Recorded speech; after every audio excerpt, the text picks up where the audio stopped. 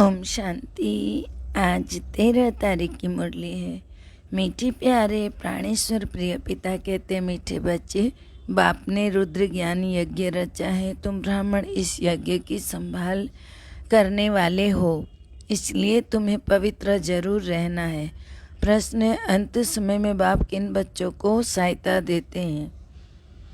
उत्तर है, जो अच्छी रीति सर्विस करते हैं उन्हें अंत में जब बहुत आफतें आएंगी उस समय सहायता मिलेगी। जरूर जो बाप के मददगार बने, बाप उन्हें मदद करेंगे। अगला प्रश्न, वंडरफुल मुखड़ा कौन सा है? उसका यादगार किस रूप में है?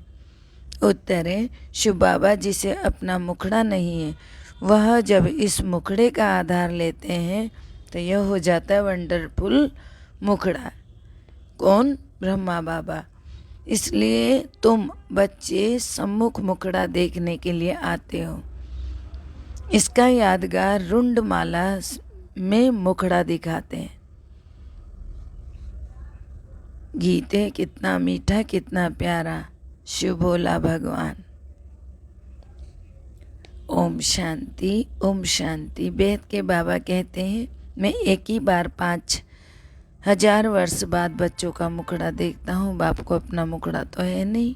शिव बाबा भी पुराने शरीर का लोन लेते, तो तुम बाप दादा दोनों का मुखड़ा देखते हो।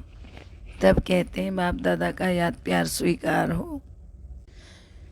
अब रुंडमाला बच्चों ने देखी है, उसमें मुखड़ा दिखाते हैं। रुंडमाला बनाई जाती है तो शिव बाबा का भी ऐसा ही मुखड़ा देखेंगे, या जो कोई को पता ही नहीं है। तो शिव बाबा भी आकर शरीर का लोन लेते। शिव बाबा इस ब्रह्मा के मुख से बोलते, तो ये उनका मुख हो गया ना, ब्रह्मा का मुख। किसका मुख? शिव बाबा का मुख भी यही हो गया। इस समय एक ही बार बाप आकर बच्चों का मुखड़ा देखते हैं। बच्चे जानते हैं शिव बाबा ने मुखड़ा किराए पर लोन लिया हुआ है। ऐसे बाप को अपना मकान किराए पर देने से कितना फ़ायदा होता है।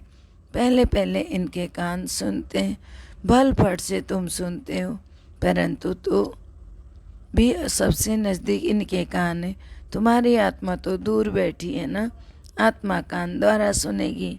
थोड़ा थोड़ा फर्क रहता है ना।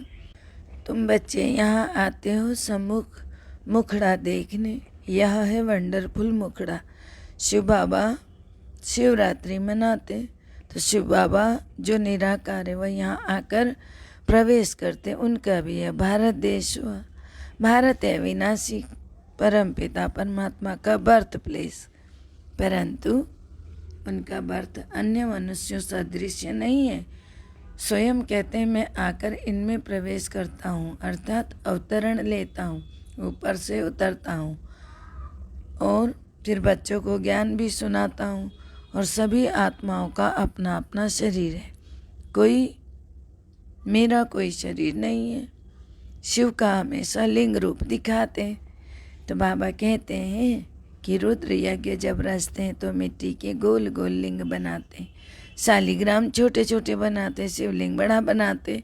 वास्तव में तो छोटे बड़े नहीं होते, सिर्फ दिखाने के लिए ही वह बाप है। यह दिखाने के लिए कि वह बाप है, इसलिए उनको थोड़ा सा बड़ा बना दिया जाता है, वरना तो साइज एक ही होती है आत्मा परमात्मा की। वह बच्चे पूजा भी दोनों की अलग अलग करते हैं ना। शालिग्राम बच्चे हुए और शिवलिंग शिव बाबा हुए, तो पूजा दोनों की अलग अलग होती है। समझते भी हैं वह शिव है, वह शालिग्राम है।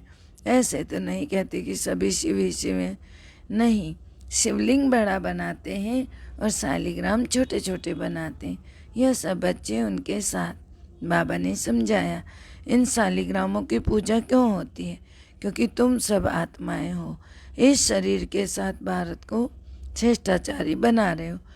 शिव बाबा की श्रीमत शालिग्राम ले रहे हैं। यह भी तो ज्ञान यज्ञ रचा हुआ है ना। रुद्र शिव बाबा का शिव बाबा बोलते हैं, शालिग्राम भी बोलते हैं। यह अमर कथा, सत्यनारायण की कथा। मनुष्य को नर से नारायण बनाते, सबसे उच्च पूजा उनकी हुई ना। आत्मा कोई बहुत बड़ी नहीं है, बिल्कुल बिंदी मिसल है। उनमें कितना नॉलेज है, कितना पाठ भरा हुआ है। इतनी छोटी सी आत्मा कहती है मैं शरीर में प्रवेश कर पाठ बजाता हूँ। शरीर कितना बड़ा है, शरीर में आत्मा प्रवेश होने से छोटेपन से ही पाठ बजाने लग पड़ती।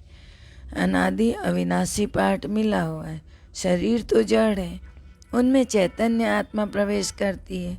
उनके बाद घर में जा कर के सजाएं खाने लगती है। सजाएं भी कैसे खाती है? भिन्न भिन्न शरीर धारण करके जिसको जिस रूप से दुख दिया है तो वह साक्षात्कार करते जाते हैं, दंड मिलता जाता है, त्राही त्राही करते हैं। इसलिए गर्भ जेल कहते हैं ना, ड्रामा कैसे अच्छा बना हुआ है। बाबा कहते हैं देखो छोटी सी आत्मा में कितना बड़ा पाठ भरा हुआ है। तो इतनी छोटी सी आत्मा कहती है मैं शरीर में प्रवेश कर पाठ बजाता हूँ। शरीर कितना बड़ा है, शरीर में आत्मा प्रवेश होने से छोटेपन से ही पाठ बजाने लग पड़ती है। अनादि अविनाशी पाठ मिला हुआ है। शरीर तो जड़ है, उसमें जब चैतन्य आत्मा प्रवेश करती है तो उसके बाद गर्भ में सजाएं खाने लगती। सजाएं भी कैसे खाती? भिन्न भिन्न शरीर धारण करके जिसको जिस रूप से दुख दिया है ना, वही साक्षात्कार करते जाते हैं, दंड मिलता जाता है, त्राही त्राही करते जाते हैं। इसीलिए गर्भ जेल कहते हैं। ड्रामा कैसा अच्छा बना हुआ है, कितना पाठ बजाते हैं। आत्मा अंजाम अर्थात वायदा करती है मैं कभी भी पाप नहीं करूँगी। इतनी छोटी आत्मा को कितना अविनाशी पाठ मिला हुआ है। 84 जन्मों का पाठ रिपीट करते वंडर है ना। बाबा बैठ करके समझाते हैं, बच्चे समझते हैं। यह तो यथार्थ बात है। कितनी छोटी भिंडी में कितना पाठ है। आत्मा को बहुतों का साक्षात्कार होता है, गाते भी है ना, आत्मा स्टार है। फिर इस भ्रिकुटी के बीच में रहती है, कितना पाठ बजाती है। इसको कहा जाता है कुदरत। तुम तो जानते हो हम आत्मा एक शरीर छोड़ दूसरा लेते, कितना पाठ बजाते। हमको बाबा आकर समझाते हैं ये बातें। कितनी उच्च नॉलेज है, दुनिया में कोई यह नॉलेज नहीं है। यह भी तो मनुष्य था ना। कौन? ये ब्रह्मा। इनमें अब बाप ने प्रवेश किया है। ऐसे नहीं कि गुरु को साईं का चेला होगा और उनसे रिद्धि सिद्धि सीखे। कोई समझते गुरु का वरदान अथवा गुरु की शक्ति मिली हुई है। यह तो बातें हैं ही न्यारी। सम्मुख सुनने से तुमको बहुत मज़ा आता है। जानते हो हमको बाबा सम्मुख समझा रहे। फिर बाबा भी तो इतना छोटा है। जितना हम आत्मा छोटी, उनको कहा जाता है परमपिता परमात्मा। बाबा और आत्मा एक जैसी दिखती हैं देखने पर, लेकिन शिव बाबा शक्तिशाली हैं, आत्मा कमज़ोर हो चुकी है। तो परमपिता परमात्मा परम माना सुप्रीम, परे ते परे परम धाम के रहने वाले। परे ते परे तुम बच्चे भी रहते हो। बाप कितनी महीन बातें सुनाते हैं। शुरुआत में थोड़ी समझाते थे, दिन प्रतिदिन तुम बच्चों को कितनी गंभीर नॉलेज मिलती है। कौन देते हैं? उच्चते उच्च भगवान। वह आकर कहते हैं बच्चे आत्मा कैसे ऑर्गन्स द्वारा बात करती। कहते भी हैं ना वो भ्रिकुटी के बीच में चमकती है, परंतु सिर्फ कहने मात्र कहते हैं। किसकी बुद्धि में नहीं आता है, यह किसको यह नॉलेज है नहीं जो समझावे। तुम्हारे में भी यह बातें बहुत कम समझते हैं। जो समझते वह अच्छी रीति धारण करते हैं और फिर धारण कराते भी हैं, अर्थात वर्णन करते हैं। परमपिता परमात्मा कहते हो तो पिता से जरूर वर्षा मिलना चाहिए, स्वर्ग के मालिक होने चाहिए। उन्हों को जरूर बाप से स्वर्ग का वर्षा मिला होगा। कहाँ वर्षा दिया? क्या सतयुग में दिया? तो जरूर पास्ट के कर्म है। अभी तुम कर्मों की थ्योरी को समझते हो। तुमको बाबा ऐसे कर्म सिखलाते हैं जिससे कि तुम ऐसा बन सकते हो। जब तुम ब्रह्मा मुख वंशावली बने हो तभी तो शिव बाबा ब्रह्मा मुख से तुमको यह नॉलेज सुनाते हैं। कितना रात दिन का फर्क है, कितना घोर अंधियारा हो गया। कोई भी बाप को जानते नहीं है जिससे रोशनी मिले। कहते हैं ना हम एक्टर्स पार्ट बजाने आए इस कर्म क्षेत्र पर, परंतु हम कौन है, हमारा बाप कौन है, कुछ भी पता नहीं। सृष्टि चक्र कैसे फिरता है कुछ भी नहीं जानते। गाया भी हुआ है ना, अहिल्याएं कुब्जाएं गणिकाएं जो उनको आकर पढ़ाते हैं। प्रदर्शनी में बहुत बड़े बड़े आदमी भी तो आते हैं ना, परंतु उनकी तकदीर में है नहीं, बाप है ही गरीब निवाज। तो 100 में से मुश्किल कोई एक साहूकार निकलेगा, 100 भी उच्च पद पाने का पुरुषार्थ कोई विरला ही करते हैं। तुम हो गरीब, माताओं के पास बहुत पैसे आदि थोड़ी होते हैं, होते ही नहीं है। कन्याओं के पास कहाँ से पैसे आएंगे, वह तो फिर भी हाफ पार्टनर है माता तो, लेकिन कन्या को तो कुछ भी मिलता नहीं, वह तो बेचारी वहाँ चली जाती है, हाफ पार्टनर बनती है, वर्षा नहीं ले सकती, तो बच्चे तो फुल मालिक हो जाते हैं। ऐसी कन्याओं को ही पहले पहले बाप अपना बनाते। एक तो पढ़ाई की ब्रह्मचारी लाइफ, गरीब है, पवित्र है, इनकी ही पूजा होती है सारी इस समय की बात है। इस समय तुम्हारी एक्ट चलती है जो फिर पूजी जाती है। तो पूजा होती है ना, शिव जयंती बगैर कृष्ण जयंती भी हो ना सके।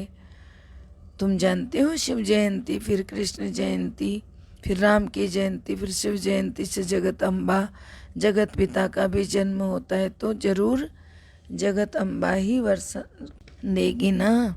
तो सारे जगत का मालिक तुम बनते हो, जगत माता है जगत की मालिक। जगत अम्बा का बहुत मेला लगता है, ब्रह्मा को इतना नहीं पूजते हैं, तो बाप माताओं को आगे रखते हैं ना। इसीलिए शिव शक्तियाँ माताओं को सबने ठोकर मारी है, खास पतियों ने मारी है, इसलिए बाबा माताओं को आगे रखते हैं।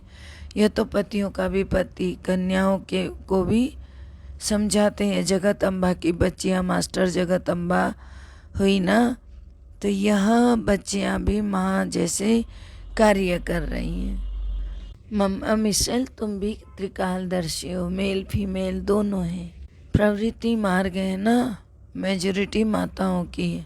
नाम भी इन्हों का ही बाला है, ब्रह्मा का इतना बाला नहीं है नाम। सार सिद्ध और पुष्करणी 2 तरह के ब्राह्मण होते हैं साधारणतः। शास्त्र सुनाने वाले अलग होते हैं। यह सब बातें बाप बेट समझाते, कैसे यह चक्र फिरता है, कैसे मैं आता हूँ। वायदा तो है ना कि मैं फिर से 5000 वर्ष के बाद ज्ञान सुनाऊंगा और आऊँगा। गीत में भी है ना, जो पास्ट हो जाता है वो फिर भक्ति मार्ग में गाया जाता है।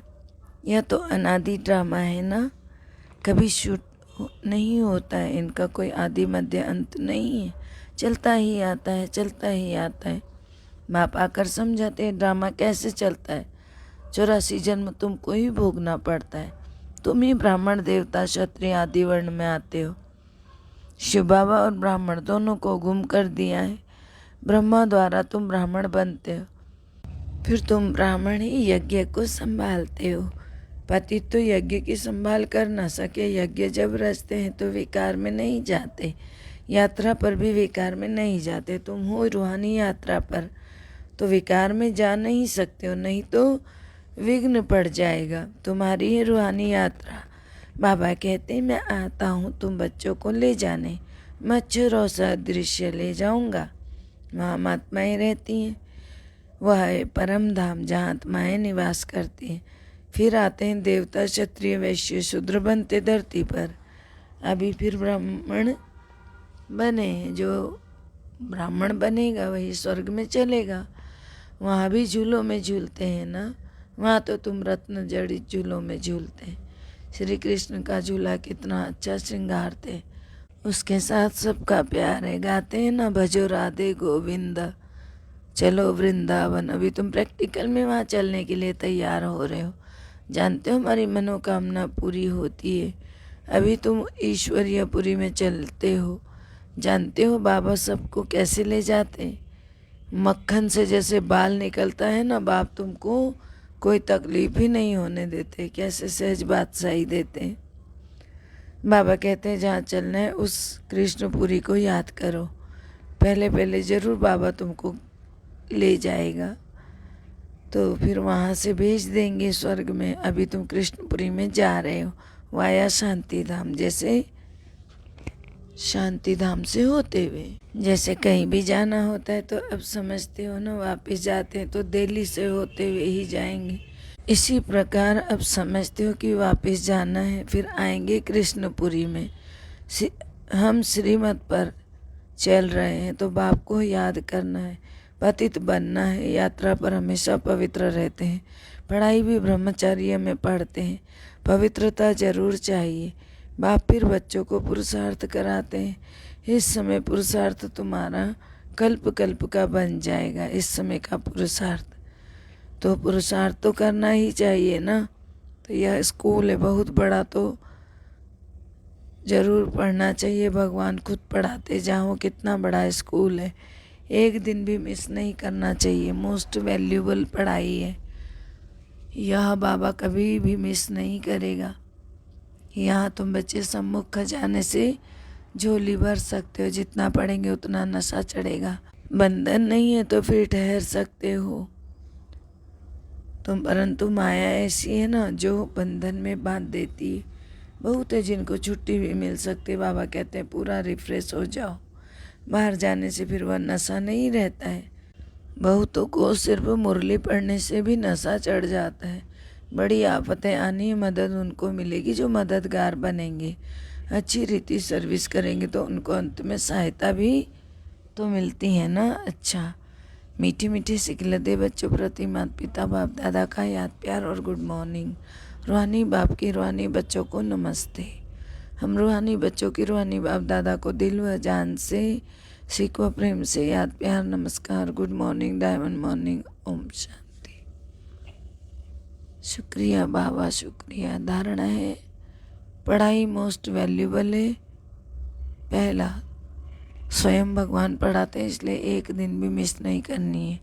ज्ञान खजाने से रोज झोली भरनी है। दूसरा, यह पढ़ाई का समय है, यात्रा पर चल रहे हैं, रुद्र यज्ञ की संभाल करनी है, इसलिए पवित्र जरूर बनना है। किसी भी विकार के वश होकर विघ्न नहीं डालना। मीठे प्यारे बाबा का वरदान है, भाग्य विदाता बाप द्वारा मिले हुए भाग्य को बांटने और बढ़ाने वाले खुश नसीब बाबा। सबसे बड़ी खुश नसीबी यह है जो भाग्य विदाता बाप ने अपना बना लिया। दुनिया वाले तड़पते हैं कि भगवान की एक सेकंड भी नज़र पड़ जाए और आप सदा नयनों में समाये हुए हो। इसको कहा जाता है खुश नसीब। भाग्य आपका वर्षा है, सारे कल्प में ऐसा भाग्य अभी मिलता है, तो भाग्य को बढ़ाते चलो। बढ़ाने का साधन है बांटना।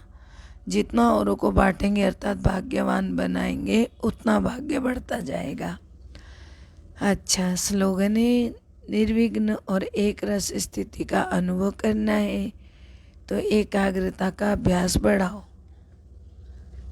निर्विघ्न और एक रस स्थिति का अनुभव करना है तो एकाग्रता का अभ्यास बढ़ाओ। ओम शांति। सबका भला हो, सब सुख पाएं, सब परमात्मा से जुड़ जाएं, अंत समय में अपना जीवन सफल बनाए, मुक्ति जीवन मुक्ति को पाएं। ओम